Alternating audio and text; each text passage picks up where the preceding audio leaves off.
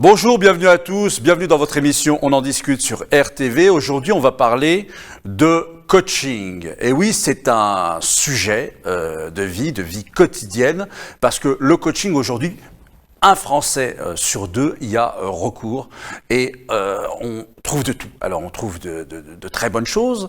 Je suis tout à fait moi pour le coaching quand on en a besoin, mais on trouve aussi des choses pas toujours très correctes et ça va même parfois très loin. On va le voir avec mes invités. Donc à ma droite, Chebob Marouche. Bonjour Chebob. Bonjour. Et merci d'avoir accepté mon invitation. Merci pour cette invitation.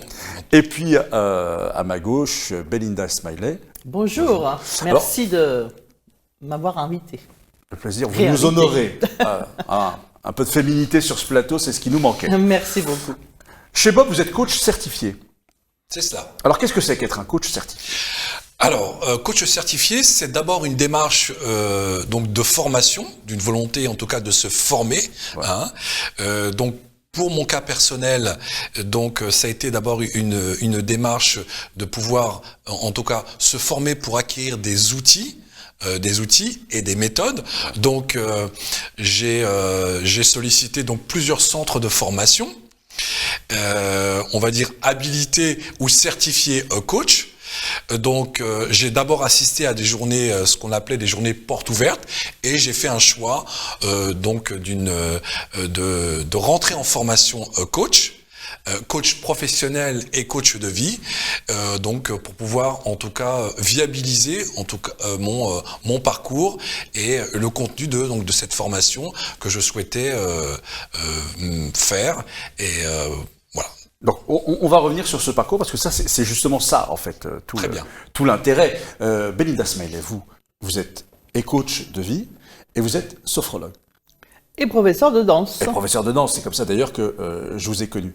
Mais comment D'abord, vous savez, la sophrologie, c'est un mot qu'on entend beaucoup. Est-ce que vous pouvez nous redéfinir un petit peu, vulgariser un petit peu ce que c'est ? Alors, la sophrologie, c'est une thérapie brève. Les exercices, alors je vais parler simplement parce que je pense que voilà, il faut que le public nous comprenne. Donc ça se fait avec des relaxations dynamiques. Donc ça, je parle du groupe, sophrologie de groupe, parce qu'il existe sophrologie de groupe et sophrologie individuelle. C'est pas la même chose. Sophrologie de groupe, pour ma part, je suis restée au stade du bien-être. Parce qu'on peut accompagner les gens sur plusieurs pathologies. Je préférais rester sur le bien-être. D'accord. Déjà par rapport à ma carrière, ça y est, maintenant je vais accompagner l'autre dans le bien-être, au féminin surtout. Et il y aura, alors le groupe c'est, pour le bien-être, on fait beaucoup de relaxation, des exercices de relaxation dynamique et de sophronisation. Relaxation dynamique, ce sont des techniques de respiration dont justement j'ai créé ma méthode au fil du temps, ma méthode IU, elle s'appelle. C'est une méthode, la danse et du psychocorporel, du coup, j'ai rallié la danse avec la sophrologie. Mais je n'ai pris qu'une partie de la sophrologie, j'ai pas pris toute la sophrologie. C'est comme la sophrologie, elle vient de Caicedo, c'était un neuropsychiatre, un petit peu pour la culture, et il travaillait beaucoup avec des exercices de relaxation dynamique, il y en a plusieurs, on en a plus de 23. Et il y a une sophronisation la sophronisation, on va faire appel aux souvenirs de la personne. Parce qu'on sait quand on grandit, il y a beaucoup de choses qu'on oublie. Mais alors, déjà, donc, on a deux choses qui n'ont pas forcément le même objectif. On a, si vous me corrigez, on a le coaching qui, lui... non, je vais peut-être vous laisser... Quel est l'objectif ? Alors, justement... Parce que là, j'ai bien compris que c'était pour le bien-être. Bien-être, pour moi, pour ma part. D'accord, très bien, la sophrologie, c'est pour... Mais le coaching, c'est pas seulement ça, on est bien d'accord. Ok, ça peut être ça, mais en fin de compte, on peut aussi avoir ce que j'appellerais des similitudes. Ouais. Pourquoi ? Dans le coaching, on parle bien sûr des éléments très rationnels.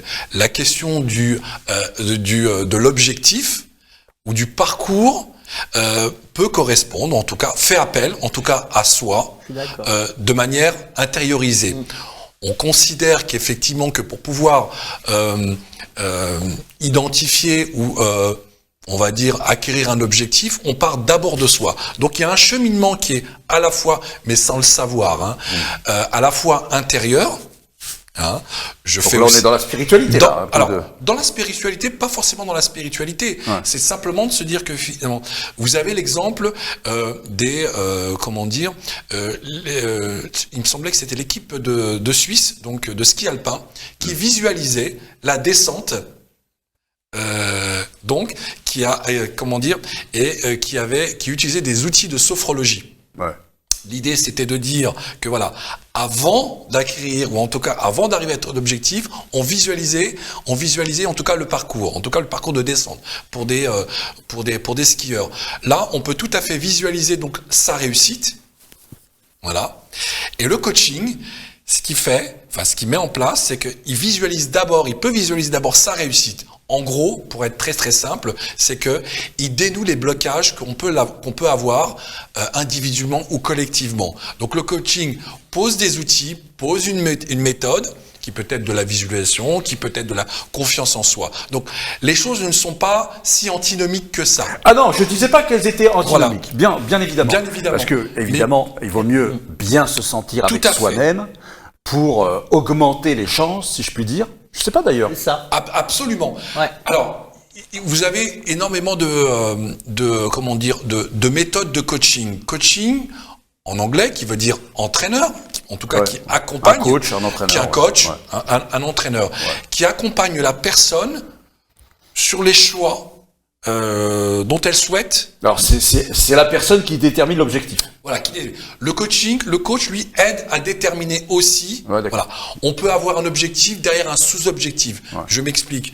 On peut tout à fait entendre une personne qui souhaite, en tout cas, je ne sais pas, acquérir des études, en tout cas et que finalement, avec de l'entraînement ou avec de l'écoute, la question de l'empathie est tout à fait au cœur, en tout cas du coach.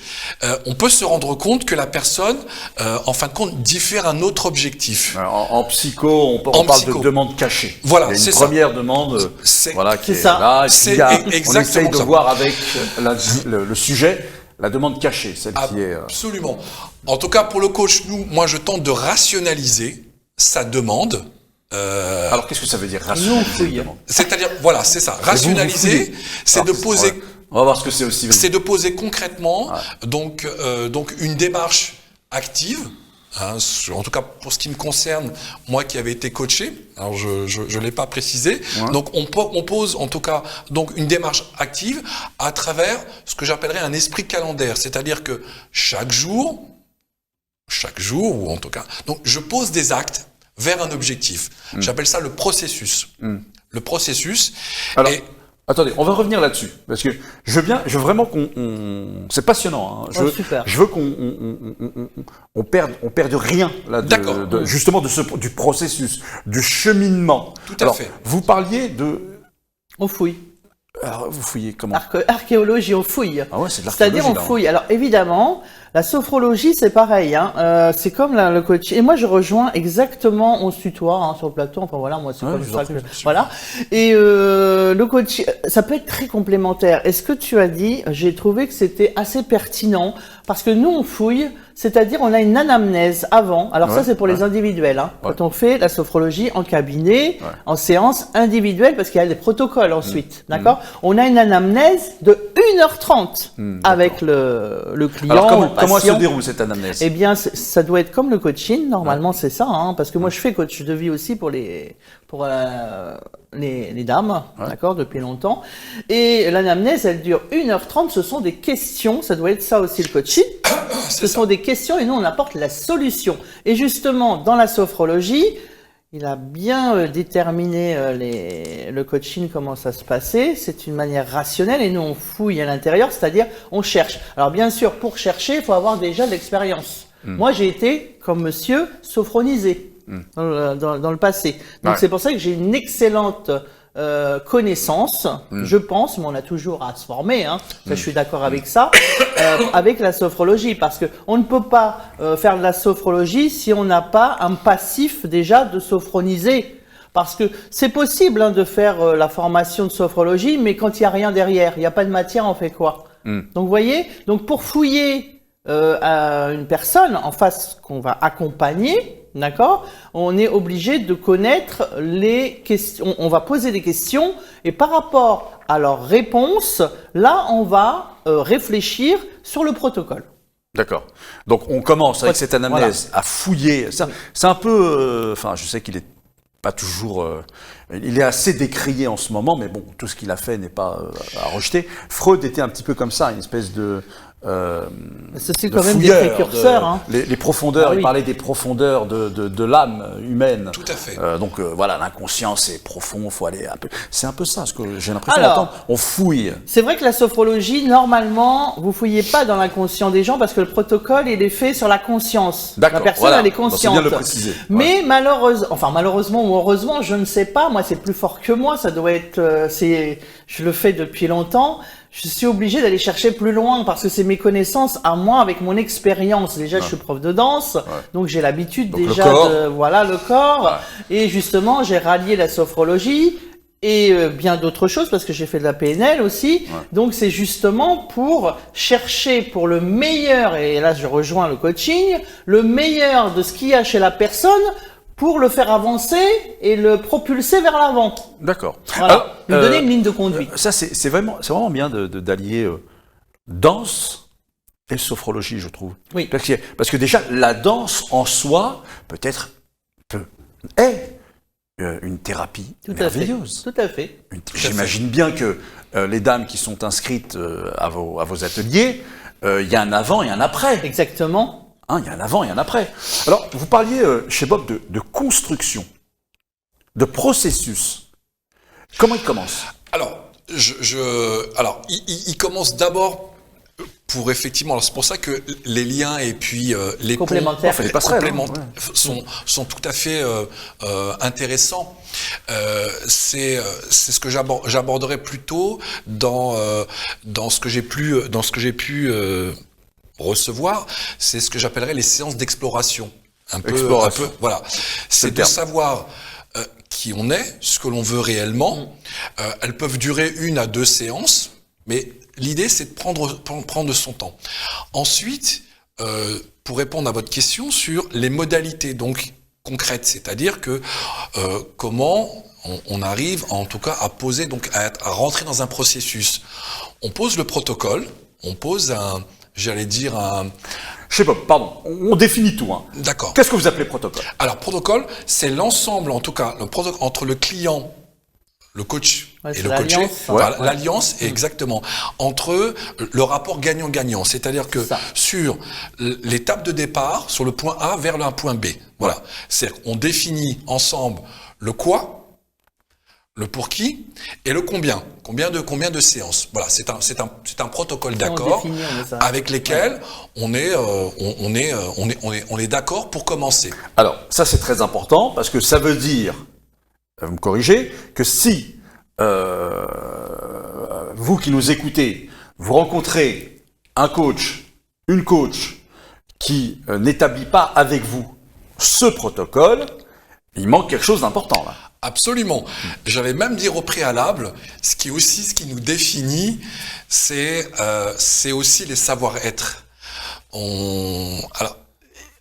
Il est très très important que le client puisse se sentir en confiance. À travers quoi?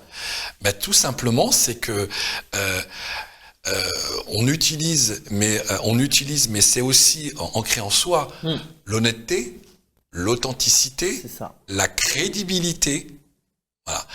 Et là, c'est encore un pont. C'est sur les savoir-être.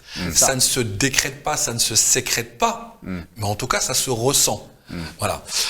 La petite différence que j'ai effectivement, c'est que moi, je n'ai pas cette compétence d'analyse, ou en tout cas d'analyse ou de thérapeute. Voilà.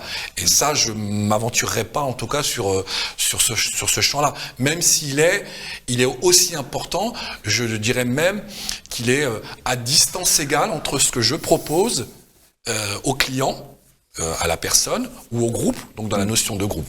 Donc le protocole, donc une fois posé, donc on l'enclenche. Donc, à travers bien évidemment, ce que tu disais, donc des questionnements, donc des questions fortes, des questions, ce qu'on appelle des questions puissantes, voilà. Et on accompagne, voilà, un peu comme une boussole, donc la personne vers cet objectif, qui peut durer de manière très très concrète, alors sur des séances, qui peut durer à court, moyen, à long terme. Généralement, je travaille sur des séances, sur 3 séances, sur 5, voire un peu plus. Tout dépend. Alors, tout dépend effectivement de l'objectif, mais ce qui m'intéresse, c'est de savoir, est-ce que la personne est bien dans le processus. C'est ça le plus important. D'accord. Belinda, on parlait d'un avant et d'un après, et on parlait de bien-être. Alors, franchement, si aujourd'hui, il y a une richesse, c'est celle de se sentir bien. Tout à fait. Si aujourd'hui, dans des villes aussi stressées que les nôtres, on arrive, malgré tout, à se sentir bien, oh, mon Dieu, on est riche. Très riche. On est très très riche. Aujourd'hui, être milliardaire, c'est être bien c'est à de se l'intérieur, sentir, être en alignement avec soi-même. Ouais. C'est un peu la sagesse en fait. C'est ça. C'est arriver à ouvrir les portes, à entrevoir, et en travaillant encore un peu plus, à être sage. Ça c'est le top du top. Mais quand même à relativiser un peu le tout, à ne pas se laisser aller, le premier vent qui vient il m'emporte, je dévie complètement de ma ligne, je deviens un autre que moi, etc., etc. Donc Belinda, cet avant et cet après, comment la sophro, comment même la danse, elle peut aider à ça? Alors moi j'ai commencé très tôt, parce que comme je vous disais, je ne veux pas me cacher, j'ai eu beaucoup de failles dans ma jeunesse, et j'ai cherché à me comprendre, moi-même déjà d'abord, parce que je pensais que pour moi, donc après c'est pour moi, ça n'engage que moi, que la vie, eh bien, elle valait être vécue, mais être vécue dans la joie, pas toujours dans la tristesse ou dans la douleur. Donc j'ai cherché ça depuis longtemps, j'ai cherché parce qu'à l'époque ça n'existait pas, toutes ces thérapies. Et j'ai cherché, j'ai trouvé une superbe sophrologue, peut-être que maintenant je ne sais pas, mais elle était magnifique, et justement on parlait de protocole tout à l'heure. Et moi j'ai eu un très long protocole, c'est-à-dire l'objectif était il y avait plusieurs objectifs. Donc c'est-à-dire que les protocoles, nous aussi, moi c'est pareil en sophrologie, je reviendrai à la danse, mais la sophrologie c'est de 1 à 12 séances, d'accord? Et c'était très important pour ne pas oublier, c'est qu'on peut faire plusieurs protocoles pour être accompagné. Alors la danse c'est pareil, j'ai compris très vite qu'il fallait, voilà, moi tout était outil en fait. Tout ce que j'ai utilisé dans ma vie, c'était des outils. C'était pas, il y avait le truc pur. Même lorsque j'étais plus jeune, j'ai fait aussi le métier qui s'appelle la beauté, la coiffure. D'accord? Ok? Même quand j'utilisais la coiffure, j'avais mon comportement de l'être qui était déjà comme ça. Donc ça peut être que je sois ça ou ça ou ça, je serai toujours la même. D'accord? Et la danse, en plus je me suis positionné en Seine-Saint-Denis, pas une ville qui est facile, mais qui est tellement passionnante, pour ma part. Ouais, bien sûr. Pour ma part, d'accord? C'est quand même le cœur du royaume de France, ne l'oublions pas. Je ne sais pas, mais voilà. En tout cas, moi ça me plaît. Et donc du coup, cette danse, j'ai dit non, je ne veux pas faire que de la danse. Moi je suis désolé, il manque quelque chose pour mes dames, parce que moi je suis compétente et spécialisée pour les dames. Donc je vais dans mes compétences et j'ai rallié la danse et la sophrologie, d'accord, sans en avoir les diplômes, mais j'avais tellement cette expérience, puis en plus c'est intéressant ça, c'est-à-dire qu'au départ vous n'êtes pas diplômé. Pas du tout, voilà. J'ai fait ça personnellement pendant, je ne vais pas vous cacher, n'ayez pas peur. J'ai dû faire ça au moins pendant 10 ans avec, justement, c'était un docteur en plus. Elle était d'Aulnay-sous-Bois, ça s'appelait docteur Kazoska. Donc vous étiez dans une méthode empirique pendant ces 10 années. Exactement. Attendez, pardon, mais c'est très très important. mais Vous savez, je c'est vais vous vrai. dire une chose. Je vais vous dire une chose. Au Moyen-Âge, en France, ici, mais pas qu'en France, Moyen-Âge européen, bon, mais restons en France, vous aviez deux sortes de médecins. Vous aviez les médecins qui étaient reconnus comme médecins. Et c'était les hommes. D'accord. C'était des hommes. Uniquement des hommes. Et vous aviez des femmes qui pratiquaient justement, qui n'avaient pas, on ne parlait pas de diplôme, on ne parlait pas de certificat, mais qui n'étaient pas reconnus comme médecins, n'est-ce pas? Et qui soignaient le peuple, parce que les médecins, machin et tout, ils soignaient un peu l'aristocratie, ils soignaient le roi, etc. Et c'était des postes très très importants.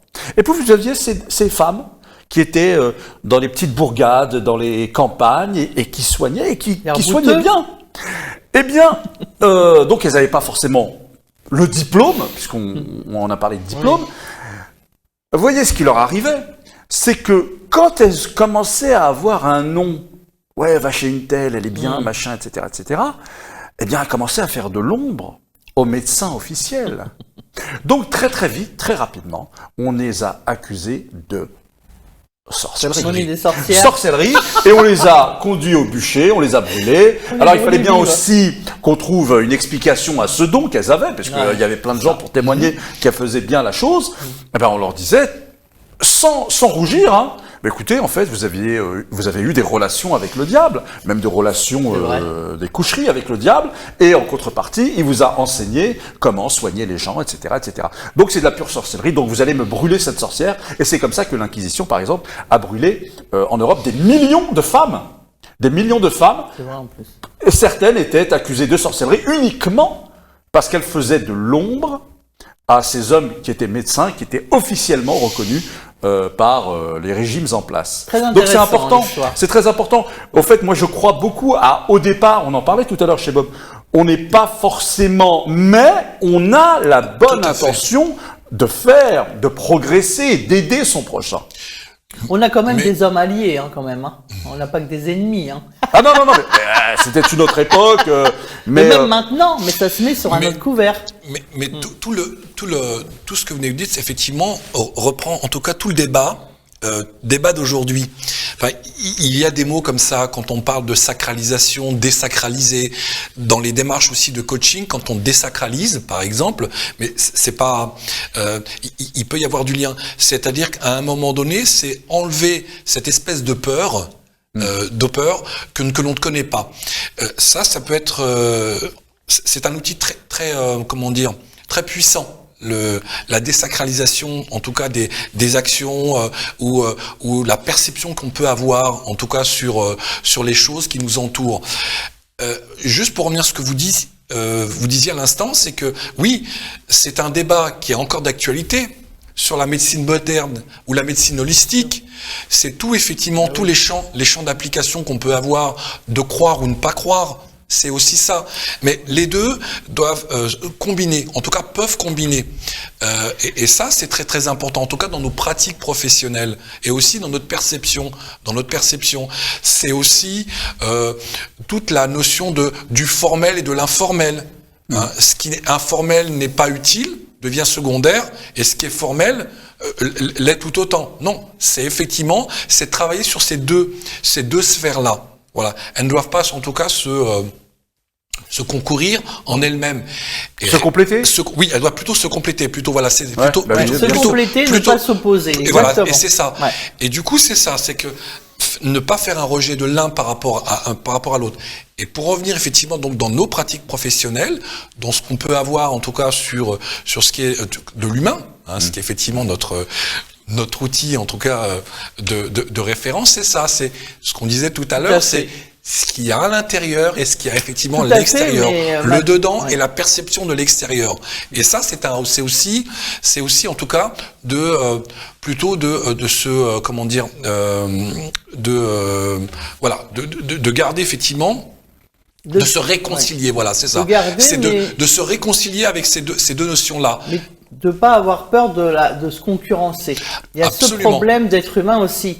Il y a ça aussi, parce que quand on parle de l'être, c'est l'être tout en entier. Il faut qu'on ait arrivé à un moment de maturité d'accord? C'est notre adulte, d'accord? De se dire, voilà, qu'est-ce qu'on fait avec ça? Nous avons de superbes outils de développement personnel, vous le coaching, d'accord? Et par exemple, moi, la sophrologie, ou peu importe, hein, n'importe quelle thérapie, tant qu'elle est bien faite et avec bienveillance, c'est de pas s'opposer. C'est plutôt de se rallier pour trouver qu'est-ce qu'on fait avec ça, parce qu'il faut pas oublier l'objet, c'est on accompagne l'autre. Tout à fait. Bah alors, Donc, oui, mais justement, voilà. c'est très important parce que, alors je reviens à mon petit exemple, mais pour qu'on comprenne par rapport à notre époque à nous, ce qui va évidemment nous intéresser, c'est notre époque. Mais alors, on mettra en lien le livre de Barbara Ehrenreich, Sorcellerie, sage-femme et infirmière. C'est une doctoresse américaine qui s'était demandé à un moment donné, mais pourquoi on me met autant de bâtons dans les roues pour devenir docteur? Et elle a commencé à chercher d'où viennent ces blocages.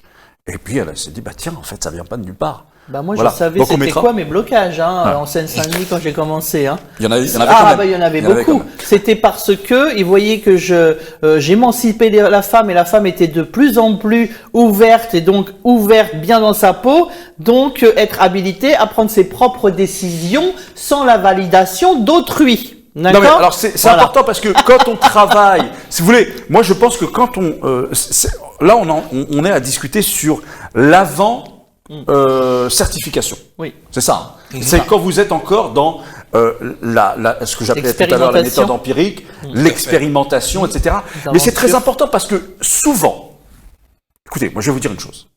Souvent quand on a commencé par la formation, ok, pour avoir une compétence, et c'est très bien. Parce Très que bien aussi. à un moment donné, il faut le faire. Il faut le À un faire. moment donné, il faut le faire. Très bien, ok, super. C'est le cadre. Mais voilà, on a d'autres outils, on rencontre des gens avec qui on peut échanger plein de choses et on apprend encore plus vite. Mais j'aime bien, moi, qu'on commence comme ça. Pourquoi? Parce que quand on commence directement par entrer en formation, en fait, On a tout compris après. on a tout un savoir Exactement. du passé. C'est ce que je parlais. Les professeurs vous enseignent des savoirs du passé et donc vous privent du présent. Alors que quand vous avez commencé par vous-même, vous êtes tout de suite confronté au présent et ensuite rien n'empêche évidemment d'acquérir des C'est ce qui outils, m'est des arrivé, compétences hein. du passé. Exactement. Mais je mets en garde, le mot est trop fort, mais quand même, ne vous privez pas de bien observer votre présent avant de tout de suite aller à apprendre les professeurs que vous lisez, c'est des mecs qui ont écrit il y a 60 ans, 50 ans, 100 ans. Je veux dire, c'est pas la Seine-Saint-Denis d'aujourd'hui, il faut arrêter de délirer. Bien sûr. Alors, vous pareil, ça me fait rire. Vous pareil, vous avez commencé un peu comme ça aussi. J'ai un peu comme ça. Alors, on s'est pas présenté, mais effectivement, j'ai aussi à travers mon parcours scolaire et professionnel, donc acquérir, je le dis toujours un peu sans le savoir quelquefois, mais en tout cas, c'était des outils qui m'ont permis de voilà, c'est comme une espèce de pyramide. Voilà, donc ça a été, en tout cas, ça a été une valeur ajoutée, bien évidemment. Donc les notions de diplôme, de certification m'ont beaucoup aidé, en tout cas ça va beaucoup plus vite. En tout cas pour pouvoir cerner, en tout cas certaines modalités ou certains concepts, par exemple. Et ça valide des choses que vous avez déjà observées. Absolument. J'ai eu aussi, bien évidemment, après, ça a été un grand dilemme. C'est entre l'expérience professionnelle, en tout cas la pratique professionnelle et l'expérience diplômante. Donc ça a été fait ensuite. Donc du coup, ça m'a permis, en tout cas, de joindre les deux bouts. Et le fait d'avoir, en tout cas, eu la chance, en tout cas, eu des formations diplômantes, voilà, ça m'a permis de me lancer. Et bien évidemment, ça a porté ses fruits parce que au moment où j'ai décidé de choisir et de pratiquer le coaching, j'ai eu le sentiment d'avoir été déjà baigné, avec beaucoup d'humilité en tout cas dans ce que je voulais faire, de ce que je voulais apporter. Donc ça a été. Et quand est-ce que vous vous dites tiens maintenant je vais le passage à voilà. Alors j'ai eu ça parce que j'ai aussi eu la chance d'avoir été coaché, comme je disais tout à l'heure. Vous disiez la même chose donc aussi. Donc pour moi, j'ai eu j'appellerais eu un effet miroir et je me suis dit pourquoi pas. Alors j'ai 3 notions, qui sont que je poursuis, que je partage et qui m'accompagnent. C'est je ne peux pas, je ne veux pas et pourquoi pas. Et c'est le pourquoi pas. Donc du coup, je suis passé de ces 3 phases-là, et donc ce fameux pourquoi pas m'a permis de rentrer directement. Donc le je ne peux pas, il est intéressant aussi. Alors, comment il le... Alors c'est dans la négation qu'on peut avoir à tout niveau. Ouais. Chacun se complaint et se complaît effectivement dans ce qu'il ne peut pas faire. Et voilà. Donc des fois c'est la facilité. Et des fois c'est la facilité. Que les gens regrettent après. Hein. Voilà. La crainte aussi de sortir peut-être d'une zone de cadre, confort. la zone de confort. Du cadre, la zone de confort. Mmh. Ce que je dis toujours, ce que je dis à mes clients, c'est on te demande pas de réussir, on te demande simplement d'essayer de réussir. Alors justement, je voulais poser cette question. Est-ce que vous avez une obligation de résultat? C'est les clients, hein, c'est le contentement et les témoignages, et voilà, c'est ça le résultat. Mais c'est une bonne question parce que, en ce qui me concerne, quand je travaille avec des clients, c'est que je pose toujours les principes du jalonnement de l'évaluation. Ouais. C'est-à-dire qu'à chaque fois, on fait un temps de pause. Et donc on a un dialogue, avec le client pour savoir et pour percevoir si d'abord le travail qui est mis en place est plutôt bénéfique et considéré comme une valeur ajoutée, et s'il souhaite ou pas continuer, s'il souhaite, en tout cas, voilà, c'est ça. Donc il y en a qui arrêtent, hein. Et il y en a qui arrêtent. Oui. Donc c'est au client, en tout cas, de nous renvoyer, en tout cas, sa perception de ce qu'il est. C'est pas à nous de décider, voilà. Hein. Ouais. On accompagne. Donc, donc il y a un mot qui revient chez vous deux, c'est le mot client. Ben oui. Client, patient. À partir du moment où il y a une notion d'argent, il y a client. Nous, c'est ce qu'on a appris dans ma formation, en tout cas. Donc moi, je suis une élève disciplinée.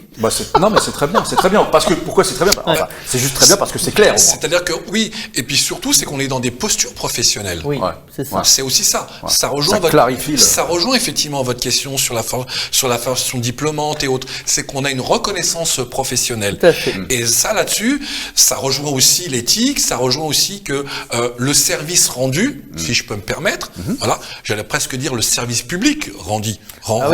C'est un service public aussi. C'est aussi ça.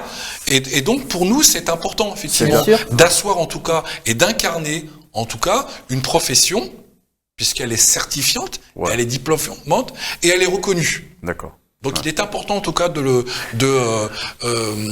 justement, chez Bob et Belinda, justement, est-ce que ça vous embête pas? Enfin, j'imagine que oui, mais vous savez, aujourd'hui, c'est vrai que le mot coach, il est galvaudé, oui. Il y a de très très mauvais ambassadeurs et ambassadrices. Comme sophrologie.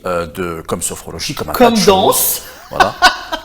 Il y a un tas de mauvais ambassadeurs et mauvaises ambassadrices de la profession parce que le mot qui revient souvent, c'est le mot arnaque. On est des êtres humains avant tout aussi. Hein. Non, c'est-à-dire des gens qui s'improvisent un peu et qui sont pas dans la méthode empirique dont je parlais tout à l'heure, qui est elle. Attention, je dis pas.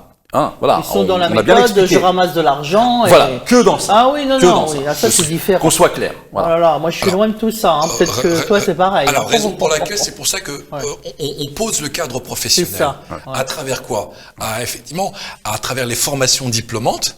Puisqu'elles sont avec des écoles en tout cas reconnues. C'est ce qui fait. Donc, alors, juste là, on peut s'arrêter juste pour préciser aux personnes qui nous regardent. N'hésitez pas à demander à la personne que vous allez vous solliciter surtout quel est votre parcours. Exactement. En fait, c'est une manière de leur demander qui êtes-vous finalement. Exactement. Alors absolument. Moi j'ai une pratique, c'est que je montre en tout cas mes diplômes, mes certificats.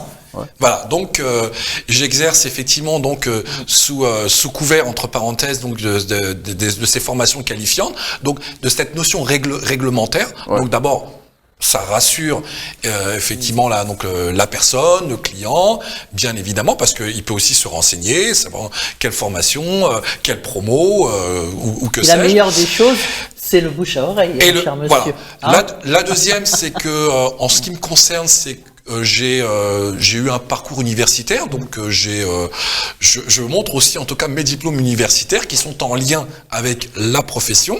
Donc c'est aussi rassurant. C'est aussi rassurant. Donc dans ça.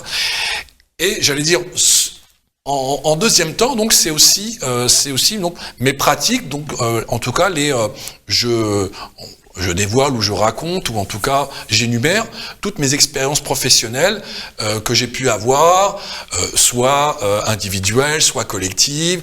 Là en ce moment, je travaille sur un projet de groupement avec des chauffeurs VTC qui souhaitent se réunir sous un statut juridique associatif, et j'aurais proposé, en tout cas, donc ils m'ont sollicité, et ils veulent absolument donc travailler sur ce projet-là. Donc moi je travaille sur l'accompagnement donc individuel, donc dans la posture managériale. Donc, puisqu'il faut un dirigeant, il faut des collaborateurs et autres. Voilà, donc je travaille là-dessus. Donc voilà, je donne en tout cas des exemples, des pistes, et qui me permettent en tout cas de d'avaliser en tout cas le travail que je fais et les expériences que je peux avoir, aussi diverses que soient-elles. Elle peut être bien sûr, et c'est bon voilà, c'est très important parce que ça rassure, et vous avez le droit. Vous avez le droit de demander d'abord qui vous êtes, d'où vous venez, quelle est votre expérience, et ensuite de choisir, de dire écoutez, moi je... Mais les gens en plus, alors moi je parle de la France parce que comme tu as dit tout à l'heure, on habite ici, donc on a déjà affaire, oui, il y a beaucoup dans le pays où on habite quand même déjà, et en fait... ce que tu dis, parce que tu crois à ce que tu dis, comme moi je vais dire quelque chose, je crois à ce que je dis, mais les gens, il y en a, ils se font avoir avec nos pratiques, mais jusqu'à maintenant, parce que le gouvernement est là, justement, j'ai regardé un article là sur le net, et ils sont à la piste. Ça existera toujours, c'est pas possible. Moi je me dis mais c'est pas vrai, parce que je lis de temps en temps, mais pas toujours, les sectes. Donc il y a toutes ces pratiques justement dedans, et c'est ce qui nous porte à faux, parce que on se dit zut, moi en tout cas je me le dis, je dis zut, attends, tu apprends des choses, tu fais un parcours empirique, parce que ça demande, c'est un répertoire à l'envers en fait, le parcours empirique. Absolument, une démarche à l'envers. Et voilà, une démarche à l'envers. Et tu te dis, il y en a 2 ou 3, on va les croire sur des mots qui vont aller au sens de la personne, ils vont caresser sur Voilà, déjà. Quand c'est trop parfait. Ah ouais, voilà, c'est ça. ça. Quand c'est trop parfait. Tout à fait. Mais je suis d'accord avec toi. Il faut pas croire. Il faut pas croire si c'est trop parfait. Quand c'est trop parfait. Faut le dire. Ouais. Parce qu'ils vont pas croire en la personne qui est spontanée, ou qui va avoir de temps en temps, moi je sais que ça m'arrive, des petits mouvements bruts sur le langage, parce que des fois je fais le rythme, la danse, la musique, et ils vont croire quelqu'un qui va le caresser sur le sens du poil. Alors c'est là que toute l'arnaque peut... Attention, je mets pas tout le monde dans le même sac. Il n'y a pas que des gens malveillants, c'est un petit pourcentage. Heureusement. Et puis il y a l'État qui fait attention à tout ça. Heureusement aussi. Mais nous, ça nous cause du tort. Je suis désolé. Absolument, c'est pour ça qu'on a des garde-fous. On a des garde-fous. Lesquels alors, les garde-fous, c'est ce qu'on disait effectivement sur la crédibilité. Donc la crédibilité, le fait qu'on puisse être aussi, qu'on ait effectivement donc en formation, donc dans des centres de formation donc agréés. Agréé, donc consultable bien évidemment sur le net. C'est agréé par France Compétences en plus. Exactement. Et par le ministère du Travail aussi. Donc ça c'est important. Il y a un œil. Et absolument. Donc ça, ce sont effectivement nos garde-fous. J'allais dire presque l'avant-projet avant d'aller voir le client. C'est ça. Enfin, le client ou le coach peut se renseigner bien évidemment. On aurait pu parler, je sais pas, de la tarification aussi. Ouais, bien sûr, évidemment. Absolument, de la tarification. Ce que je dis. Oui, on parle de clients, donc on va parler d'argent. Bien évidemment. Vous savez, pour le coaching, par exemple, en fonction, en tout cas, de la notoriété des coachs, alors vous avez une base de tarification qui va de 50 € à 180 €. Alors, tu disais effectivement... Pour la sophrologie, c'est pareil, sauf que moi, j'essaie de m'aligner à la Seine-Saint-Denis, parce qu'il y a des gens qui n'ont pas trop d'argent, voilà, j'exagère pas trop. Puis j'aime bien, moi j'ai toujours été dans le populaire, donc voilà, je préfère. Moi je garde mes tarifs de 50 €. C'est combien? C'est entre combien? Sophrologie, c'est 50 € par séance individuelle. La séance dure combien de temps? Une heure? Une heure. Okay. L'anamnèse, 1h30, 80 €, okay. D'accord. Et les séances de groupe, c'est 16 € jusqu'à 25 €. Et le groupe, il y a combien de personnes? 10 personnes, pas plus, sinon on peut pas. Oui, voilà, justement. Voilà. Gens, donc ça veut dire que quelqu'un qui prend 60 personnes, il va moins bien travailler. Mais non, mais carrément pas. C'est au-delà des compétences possibles. Voilà, et les tarifs, vous disiez chez Alors, moi, c'est plutôt en fonction des territoires d'intervention, des situations aussi individuelles, socio-économiques. Moi, elle varie entre 30 et 50 € en individuel. En groupe... le temps? Pareil. Le temps, alors c'est 45 minutes. Ok, 45 minutes. 45 minutes, pourquoi 45 minutes? Parce que 45 minutes, on est, on est calibré, effectivement, parce qu'on estime qu'en 45 minutes, on peut tout à fait, d'abord, identifier un ou deux projets, et faire un travail, en tout cas, je travaille beaucoup en circuit court, travailler en circuit court, et donc 45 minutes est le temps nécessaire pour pouvoir, en tout cas, poser une base de travail. Poser les jalons. Poser les jalons. Ouais.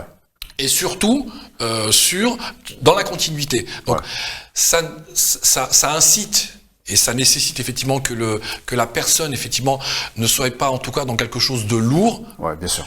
Ouais. Et j'insiste. Bien sûr. En tout cas, c'est plutôt dans l'agir. Ouais. L'agir. Voilà. Donc, dans l'agir. Ouais, c'est pas intéressant si c'est lourd parce qu'on agit moins bien, voire plus. Voilà. On n'est pas là pour rendre, effectivement, les choses, pour infantiliser ou pour rendre scolaire, en tout cas, ce que l'on doit faire. De ce qu'on doit dire, c'est qu'on donne les bases. L'éducation nationale déjà pour être scolaire. On donne les bases et on fait faire, si je peux me permettre. Oui, voilà. C'est comme la communication, en tout cas verbale, c'est que 82% de communication est corporelle et le reste est verbal. Donc c'est un ratio. Venez à la danse alors. Pourquoi pas?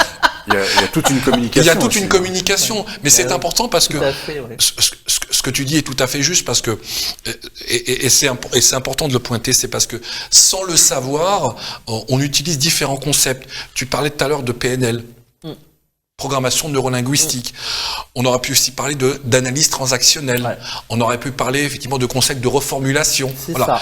Tout s'ajoute et tout se complète, en tout cas dans une séance de coaching. Exactement. Et qui permet en tout cas à la personne concernée, au client, vraiment d'avoir ce qu'on appellerait des champs des possibles. C'est de se dire, voilà, je suis suffisamment ou pas outillé pour pouvoir agir.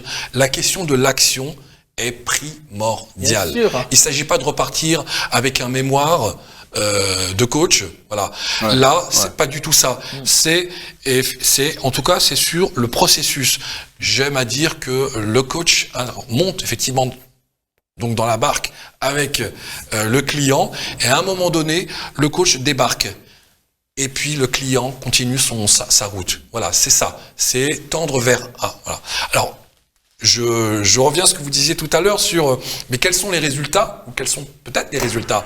Oui, parce que alors les méthodes sont diverses, j'imagine, et toute méthode évidemment va aussi, quelle qu'elle soit, mais s'adapter tout à fait à la personne demandeuse. Tout à fait. Évidemment, on n'est pas stupide, on va pas faire du copier-coller. Hein, dès qu'on fait ça, c'est qu'on n'a pas compris. Hein, il y a des personnes qui sont différentes, qui reçoivent qui reçoivent l'information sur les exercices même à mettre en pratique différemment. Donc, mais après, moi j'ai un questionnement aussi sur le résultat parce que je pense que personne ne peut dire, en faisant ça, on atteindra tel objectif. Il y a personne qui peut le ressentir. Tout à fait. Voilà. Je pense qu'on peut parler plutôt d'effet final recherché. Voilà, c'est ça. C'est plutôt un langage militaire, ça, mais c'est-à-dire, à la fin, voilà, l'effet, c'est un peu plus global, mais en tout cas, la personne aura, et je reprends le terme que vous employiez tout à l'heure, on voit qu'elle est dans le processus. Voilà, on est parti du point A, on n'est pas en train de tourner autour du point A. Tout à fait. Alors peut-être qu'au début on tourne pour voir voilà. Mais à un moment donné, on sent bien qu'il y a du progrès. On sent bien que la personne commence à avancer. Donc, comment vous savez, c'est ça ma question, comment vous savez que vous avez atteint cet effet final recherché avec votre client ou avec votre cliente? Bah, personnellement, moi, c'est en danse, par exemple. Je peux Ouais. utiliser la danse. Bien sûr. De toute façon, moi, Bien pour sûr. moi, c'est des choses qui sont ensemble. Ouais, mais bon, la danse, c'est le bien-être aussi. Eh bien, en plus, il faut savoir que moi, je donne des cours. J'accompagne que les débutants et ça a toujours été. C'est un choix personnel. Parce que le débutant, c'est très compliqué. Attention, hein. Faut pas croire que le débutant, et ça dépend d'où on vient, d'accord? C'est pas la même chose, on n'a pas la même mentalité si on vient du 5e que si on vient de quelques zones, qu'est-ce que tu disais tout à l'heure? Des zones où les gens, socioculturels, quoi, voilà.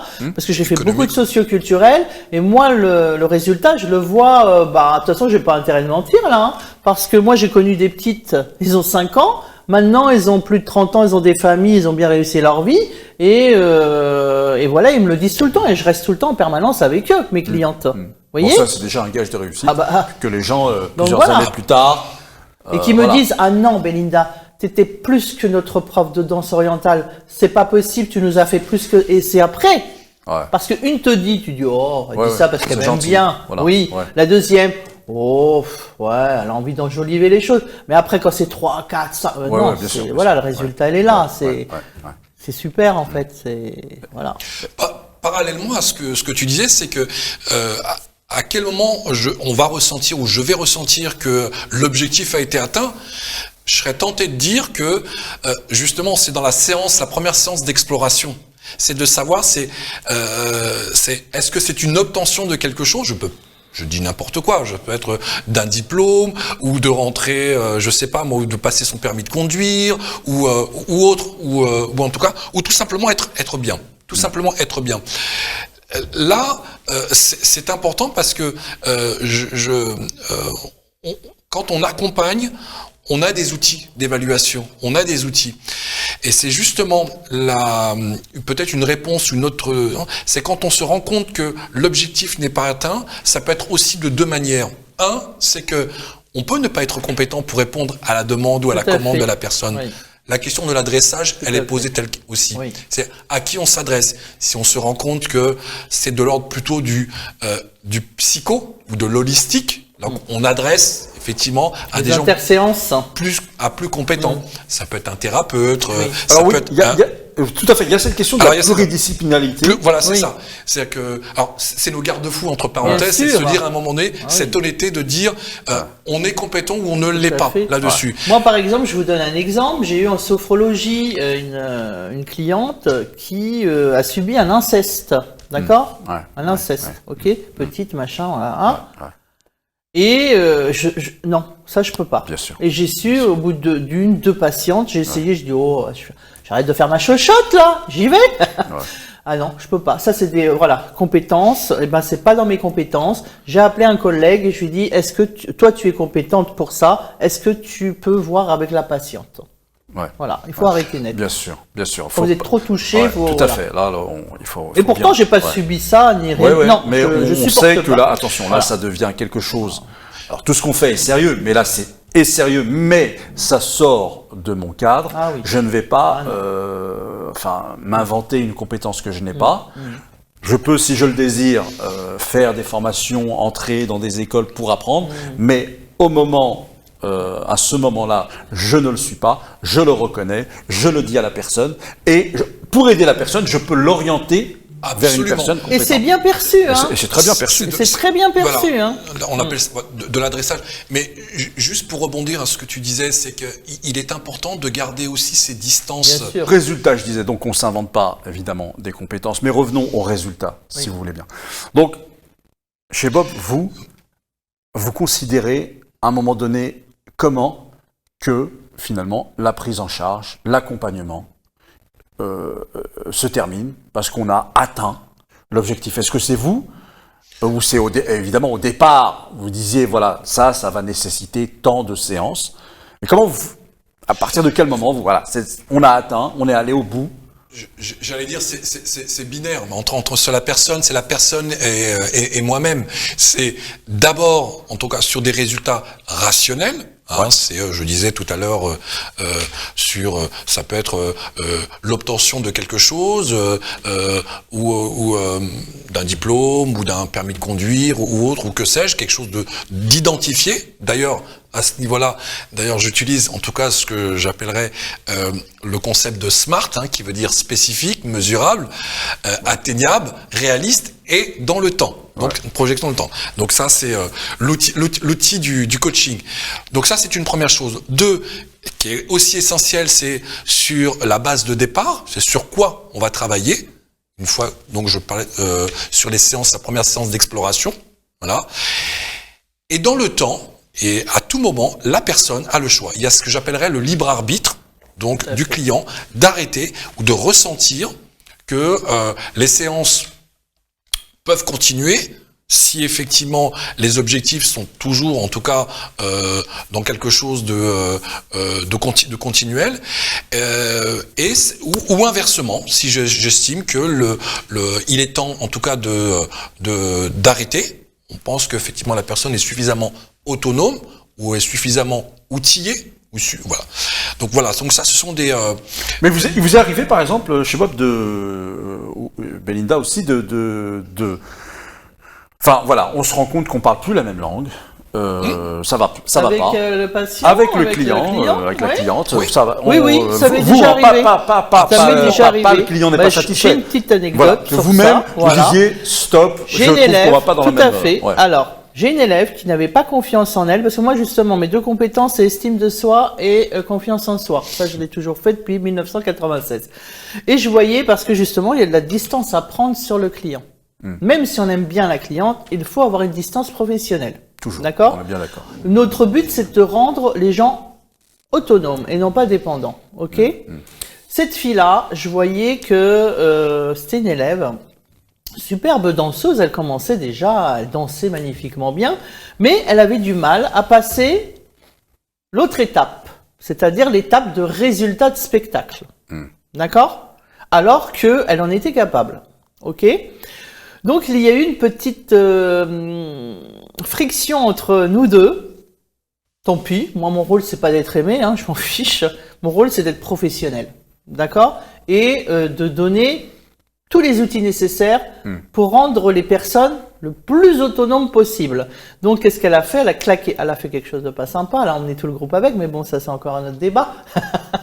Donc bah oui, parce que quand vous êtes dans l'affect, c'est ça en général, hein, d'accord ? Et donc j'ai essayé de rester professionnel, et du coup je lui dis non, je ne veux plus que tu côtoies mes cours, ça y est, notre travail est terminé ensemble. Va voir un autre professeur. D'accord, voilà. Et vous, je sais pas. Alors, de manière presque parallèle, tu parlais tout à l'heure de bienveillance, de bienséance. C'est très très important.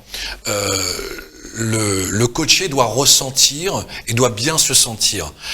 Je serais presque tenté de dire que les choses, elles deviennent naturelles quand on décide d'arrêter ou de continuer. Tout à fait. Voilà.